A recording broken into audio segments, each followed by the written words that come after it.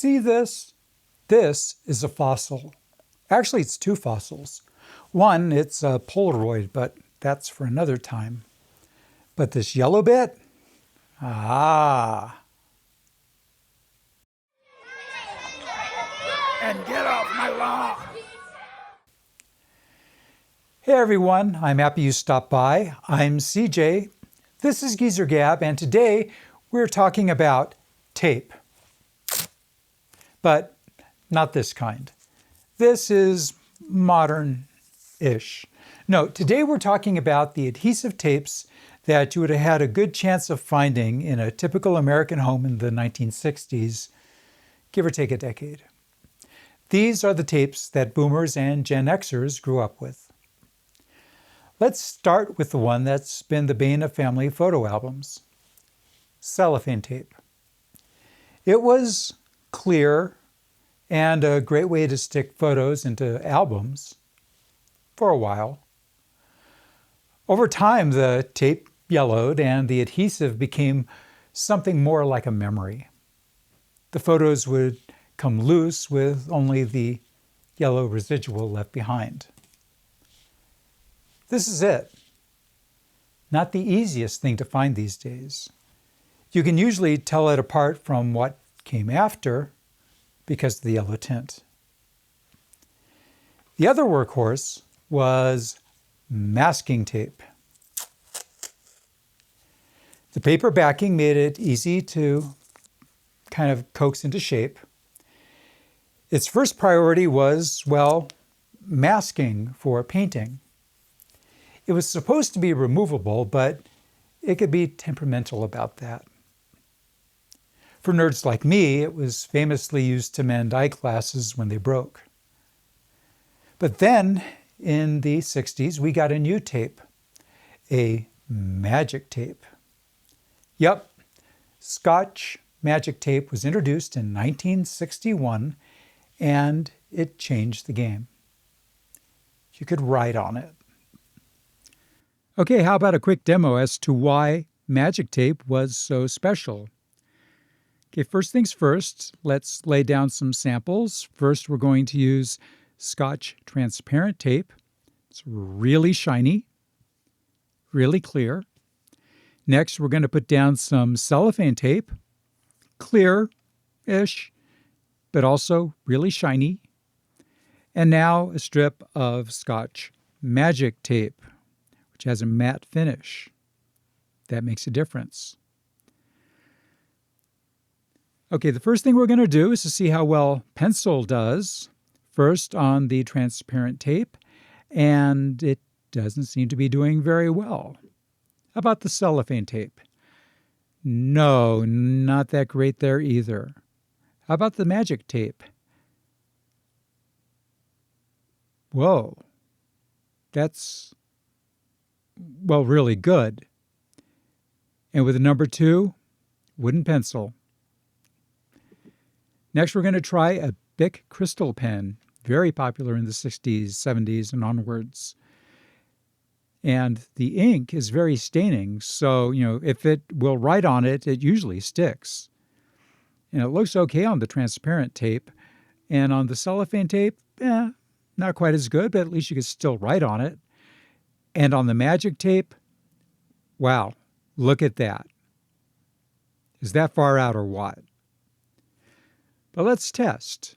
Let's use a Kleenex, and on the transparent tape, the ink doesn't stick. On the cellophane tape, the ink managed to stain it a little bit, so not too bad. And on the magic tape, we get a little bit of smearing, but not much more than that.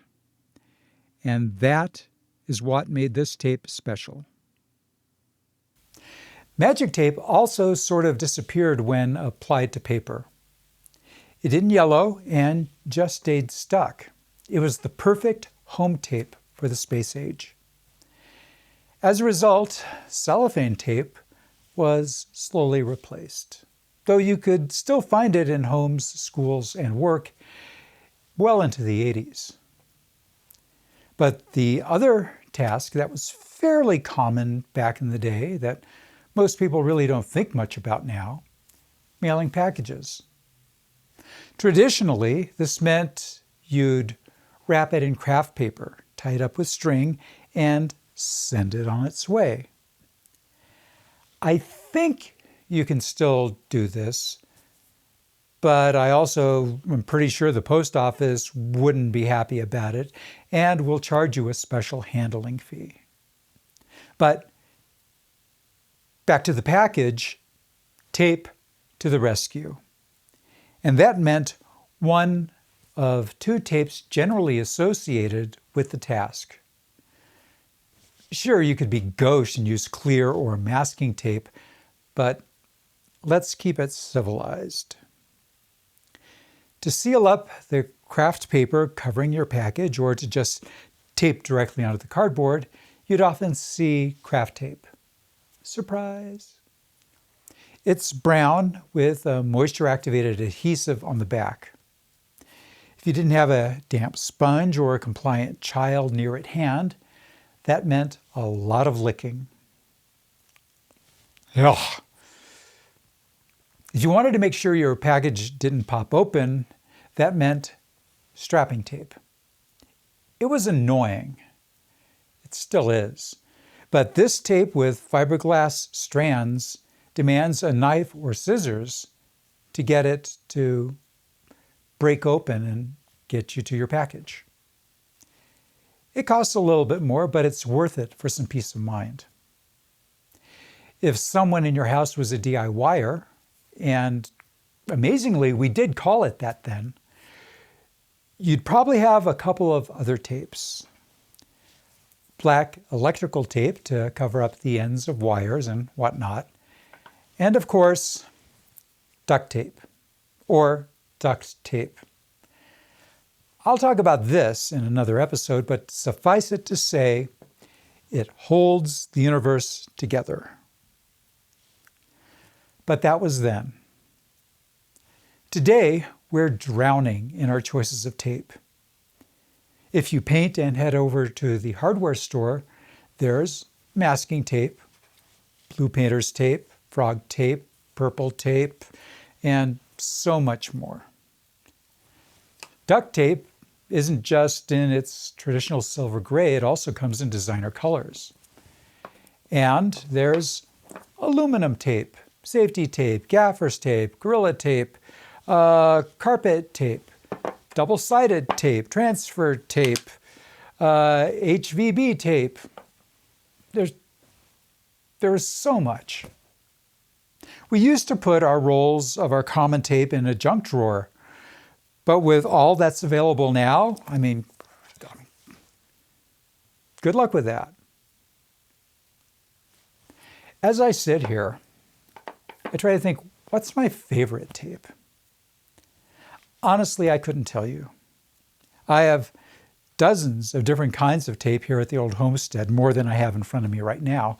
And when I need them, I love them. Well, maybe not so much the masking tape. I don't like masking tape. But what about you? Do you have a go-to tape that you like to use? Talk about it in the comments. And with that, I guess it's time to wrap this up. I'm CJ, and thank you for dropping by. I appreciate it. If you enjoyed it, remember that liking is groovy and subscribing is far out. See you in the tape aisle.